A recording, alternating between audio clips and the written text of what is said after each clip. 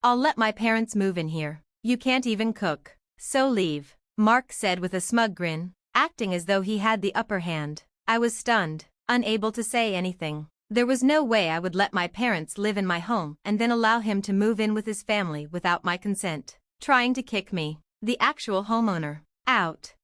I had been putting up with Mark's controlling behavior for a while, but this was the last straw. I couldn't keep living with him if he continued this way. I knew it was time for Mark to face some consequences. My name is Sarah, and I'm in my 40s, married to Mark. He's a stay-at-home husband, handling the housework since I have a full-time job. I'm the one who works to bring in the money we need, and ideally, all of this would lead to a stable life together. But lately, it feels like my efforts are pointless. Mark is overly controlling. It's not that I have an issue with him being a house husband or with the idea that men don't always need to work, but he behaves as though he's in charge, even though he doesn't contribute financially. Out of nowhere, Mark would say things like, "I'm so tired today. I want some ice cream, go buy it for me," while lounging around the house at 11 p.m. The convenience store wasn't far, but after a long day at work, I was exhausted and his demands only added to my frustration.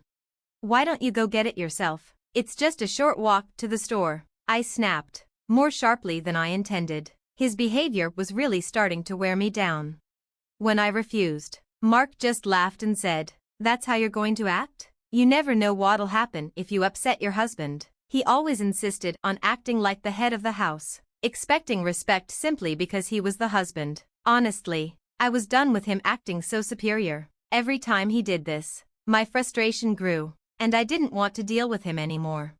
That night, I realized if I kept tolerating Mark's behavior, on top of my already stressful job, I wouldn't be able to handle it much longer. So, I told him, "I'm really tired. I'm going to rest in my room." But Mark didn't like that and stopped me, saying, "Wait, what's with that attitude toward your husband? I could kick you out right now if I wanted to. Do you think it's okay to upset your spouse like that?" He looked furious.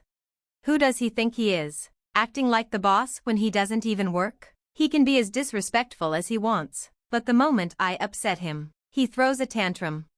"I'm sorry, but I'm exhausted. Please understand," I said, trying to avoid further confrontation. Mark sighed heavily, muttering, "You're a disappointment as a wife." At that point, I couldn't muster the energy to argue, so I just apologized again and went to my room. Day after day, Mark's behavior wore me down, but I was too drained to confront him about it. That's how exhausted I was. Then, one day, I caught a terrible cold. The doctor said it was a stress-induced fever, and all I could think of was Mark. I was so sick I couldn't move, so I took a day off work, lying in bed. When I told Mark I was unwell, he snapped, "A cold? That's just an excuse. Go to work. You're useless." His words made my fever even worse. He added, "I'm not taking care of you. This is your problem. Deal with it." So I lay there, alone in my room, feverish, with no help. I was too weak to even get myself a cold compress, and I didn't want to face him again for fear of more abuse. My temperature hit 103 degrees Fahrenheit. The fever was so high that I was drenched in sweat. I couldn't even change out of my wet clothes. I thought, wouldn't it be easier to just fade away? I endured a painful night alone, consumed by those thoughts. Maybe it was the fever, but I couldn't sleep. As the night wore on, I was overwhelmed with loneliness and doubt. I desperately wished Mark would do something, even something as small as getting me an ice pack or checking in on me with a simple "Are you okay?" But that was just a fantasy. The words I actually received only tore me apart, leaving me anxious and confused. Why was I the only one suffering? What had I done wrong? Why couldn't things go right with Mark? Once these thoughts took hold, the tears wouldn't stop. It was unbearable. After a few days of rest, my fever broke and I was able to return to work. My coworkers and bosses asked if I was okay, expressing genuine concern. But I had to keep going. I needed to support the household. They seemed even more worried when I said I couldn't afford to take more time off. Their kindness was such a contrast to Mark's attitude, and it made me cry. I realized I was reaching my breaking point. A voice inside me screamed that I couldn't go on like this. I was pushing myself too hard, ignoring my feelings. This life wasn't sustainable. Sooner or later, I'd hit my limit and wouldn't be able to recover. Deep down, I knew that, but I hadn't yet found the strength to deal with it. By then, my feelings for Mark had faded completely, but I didn't have the energy to plan for separation. How could I even begin to process it all? Every day I worked hard, came home exhausted, and dealt with Mark's whims. That was my reality. One day, while I was resting in my room, Mark called out, "I need to talk to you. Come here." It had been a while since we had a serious conversation, and I dreaded what he might say. When I sat down, Mark looked unusually excited and said, "I'm going to let my parents move in. You can't even cook, so leave." I was stunned. All I could say was, "What? You need to go because you're living with my in-laws," he continued. I couldn't believe what I was hearing, but he kept pushing forward, insisting that he wanted to change the ownership of the house and make it his and his parents' home. He was planning to divorce me and start fresh with them, stating that his decision was final and my opinion didn't matter. I felt overwhelmed by his selfishness, making decisions without considering me. My parents were excited when I suggested they move in with us. They missed me, and I wanted to care for them. But Mark, acting as the so-called man of the house, was only concerned about his own wants. I knew I couldn't stay with Mark any longer. My heart told me it was impossible. Mark, oblivious to my feelings, chuckled and said, "You love me so much, don't you? I know this is shocking coming from your husband, but I just want to take care of my family. Please understand." It felt like a rebuke, but I wanted to say, "That's not true at all." I had no love left for him. All I felt was disbelief at his selfish actions and regret for not leaving him sooner. Why hadn't I left him earlier? If I had, maybe he wouldn't have taken advantage of me the way he had. I even hated my past self for being too weak to walk away. Mark seemed to misunderstand, thinking I still cared and didn't want a divorce. But he was wrong. I no longer felt anything for him except disgust for his selfishness. To make it clear, I finally said, "Fine then, I'll leave." Mark was stunned. "What?" he asked, clearly not expecting me to agree so easily. He needed to realize that the old me, the one who used to take care of him, was gone for good. Whatever happens to Mark now, it's no longer my problem.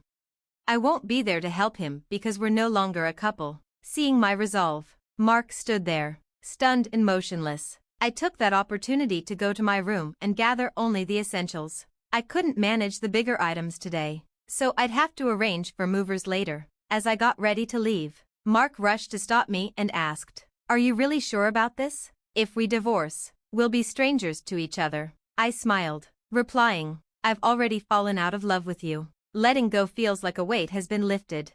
Mark stood there, looking lost and confused. I nodded, added, "Thanks for everything," and walked out of the house. Mark looked worried, but I didn't turn back. Once I got to my parents' place and explained everything, they were angry at first, but calmed down once they saw I had a plan. I started healing while staying with them, beginning to sort things out, starting with the divorce.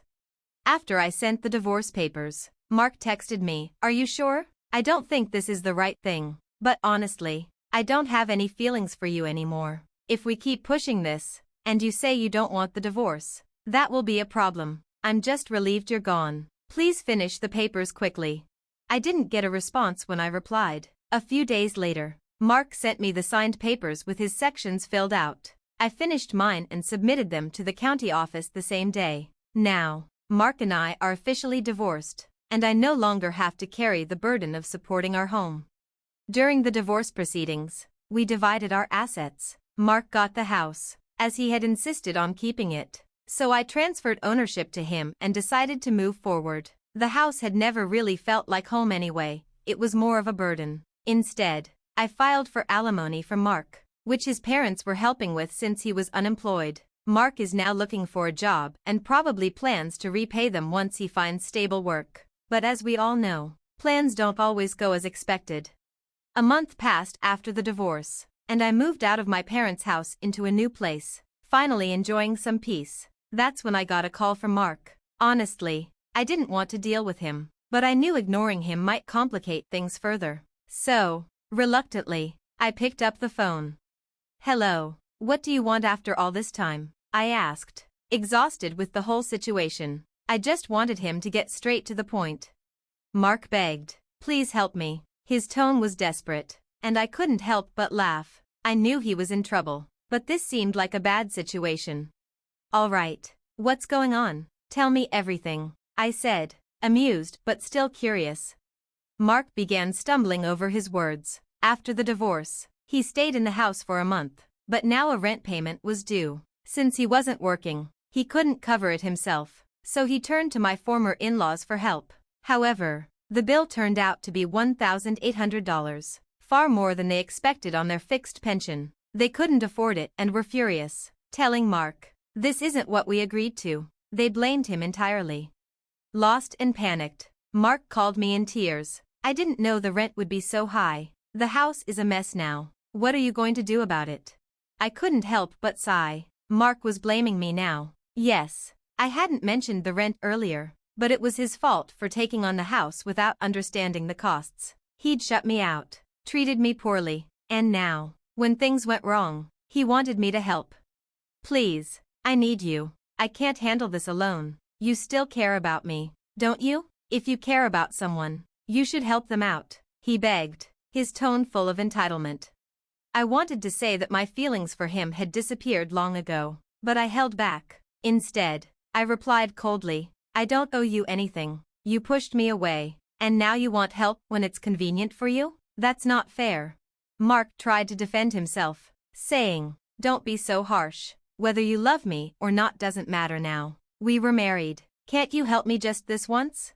I wasn't moved. "You left me. My feelings for you were long gone even before that. It's been a long time since I stopped loving you." When I heard Mark's voice crack, saying, "I can't believe it," something inside me snapped. For so long, I endured his selfishness, his disregard for me when I was sick, hoping things would improve, but they never did. I worked hard to build a life with him, but this was the end result. Why had I stayed so long? Why hadn't I left when I stopped loving him? Why didn't I protect myself sooner? Those regrets hit me like a wave. Mark never truly understood me, never supported me, never saw me as an equal. He had treated me like a maid and a paycheck, all while ignoring my struggles. And now, after all of his actions, he called me, pleading for help, as though he were the victim. His selfishness was repulsive. "Please, help me. I'm begging you. What about getting remarried? Let's start over. I promise I'll never push you away again," he suggested, desperate. I couldn't help but laugh bitterly at his suggestion. "Are you serious? All of this is your doing. I've tried for so long to make this work, hoping you'd face the truth, and now you want me to pretend none of it ever happened? Do you expect me to go back to that miserable life? That's never going to happen." I refused to go back to that life. I became overwhelmed with emotion, tears streaming down my face, unsure if they were from anger or sadness. Mark was silent on the other end, unable to continue. I simply said goodbye and hung up. Mark didn't try to contact me again. Wanting to make sure I never heard from him, I blocked his number. Later, I heard from mutual friends that Mark and his family had been evicted. He had asked my former in-laws for help again, but they refused, and they ended up angering the landlord. With no other options, they had to leave. Mark still hasn't found a stable job, and is now working part-time just to get by. As for my former in-laws, they were forced to sell their house and now live in a cramped, run-down apartment together. Meanwhile, I've been focusing on my career, and my boss even discussed a potential promotion. There's a chance I could become the first female manager at my company, and I'm receiving recognition from my colleagues and juniors. Sometimes, people ask me if I'm thinking about marriage again. Honestly, after everything I've been through, I'm not interested in dating or getting married. But life is long, and there's no need to rush. Many people are happy without getting married. What matters most to me is living a life I'm proud of and staying true to myself. I'm going to continue moving forward, at my own pace. Thanks for watching, and I'll see you in the next video. Stay stunned.